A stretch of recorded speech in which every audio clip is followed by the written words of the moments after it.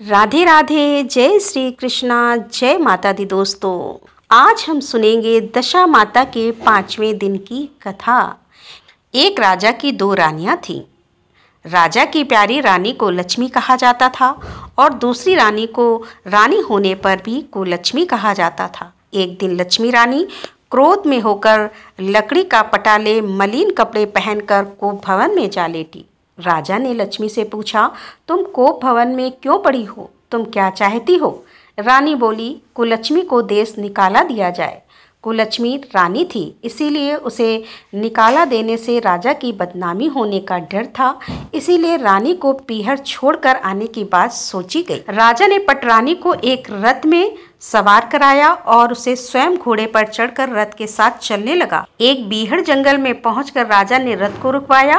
पालकी ढोने वाले को वहां से हट जाने को कहा गया और राजा रानी को उस जंगल में छोड़कर घोड़े पर सवार होकर अपने महल में आ गया।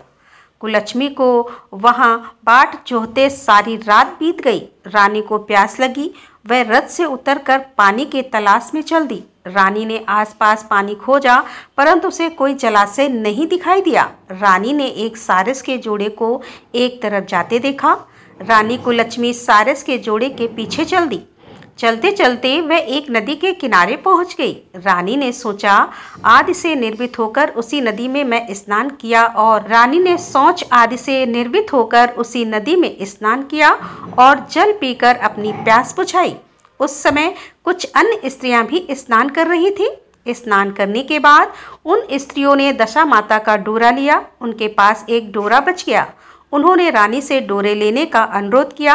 रानी डोरा लेकर अपने रथ में आकर बैठ गई। दशा माता ने रानी की परीक्षा लेने के लिए एक बुढ़िया का वेश धारण कर उसके रथ के पास आई। वह रानी से बोली कि बेटी, यहाँ बैठी क्या कर रही हो? रानी ने बुढ़िया से कहा, पहले तुम बताओ, तुम कौन हो? बुढ़िया ने उत्तर दिया, मैं तुम्हारी मौसी हूँ। तब रानी उसके गले लगकर रोने लगी। उसने अपनी विपदा भरी सारी कहानी बुढ़िया को बता दी। अंत में रानी ने बुढ़िया से कहा कि अब मुझे केवल तुम्हारा ही सहारा है, मेरी रक्षा करो।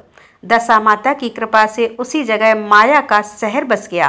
रानी के भाई भाभी आदि सारा मायका वहां प्रकट हो गया। रानी ने अपने पीहर के साथ मिलकर 9 दिन तक दशा माता की कथा कहानियां सुनाई। 10वें दिन डोरे की पूजा होनी थी।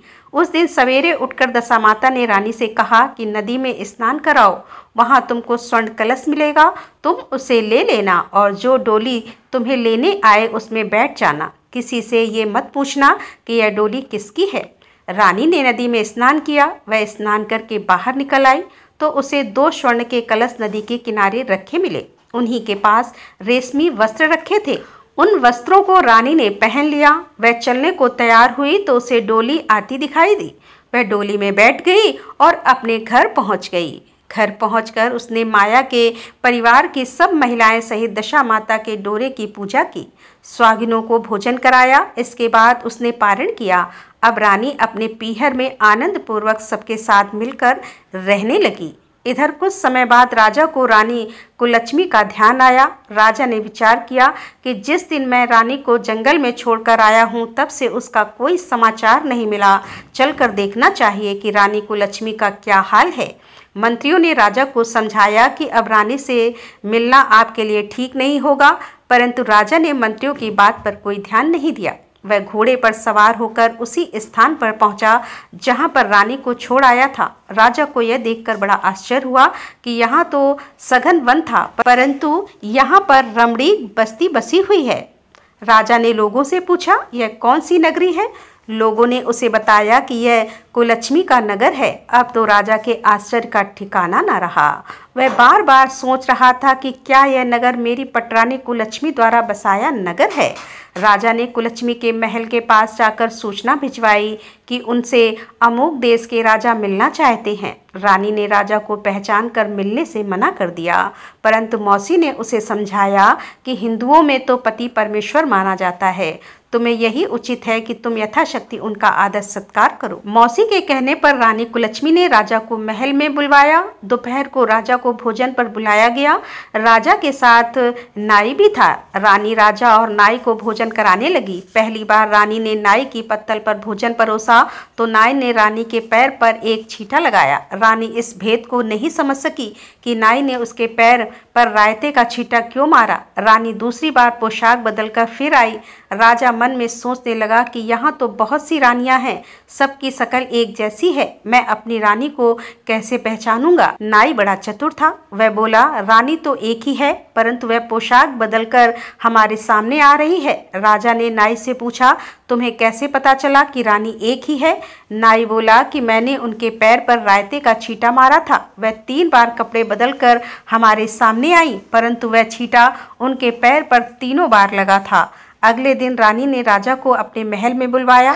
अपनी मेज पर बिठाकर खाने के लिए पान का बीड़ा दिया। पान खाकर राजा पलंग पर लेट गया और रानी उसके पैर दबाने लगी। राजा ने रानी से अपने किए के लिए क्षमा मांगी और रानी को अपनी राजधानी में चलने को कहा। रानी ने कहा कि आप मुझे किस मुंह से चलने को कह रहे हो? आप तो मुझे जंगल में अकेला छोड़कर चले गए थे। आप तो दूसरी रानी के कहने पे आकर मेरा परित्याग कर चुके थे। यह तो मेरी मौसी का किया हुआ है, उसी के कारण यह सब वैभव मुझे प्राप्त हुआ है, वरना आप तो मेरा सर्वनाश कर चुके थे। राजा ने रानी को बहुत समझाया।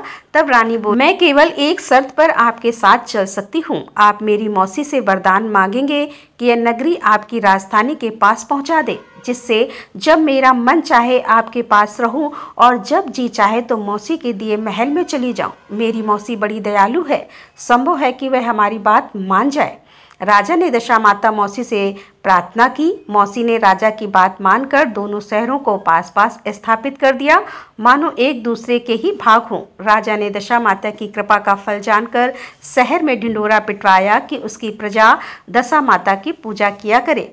भगवती दशामाता ने जिस प्रकार कुलच्छमी पर दया करी, वैसे ही दया सब जनों पर करे। बोल दशामाता की जय।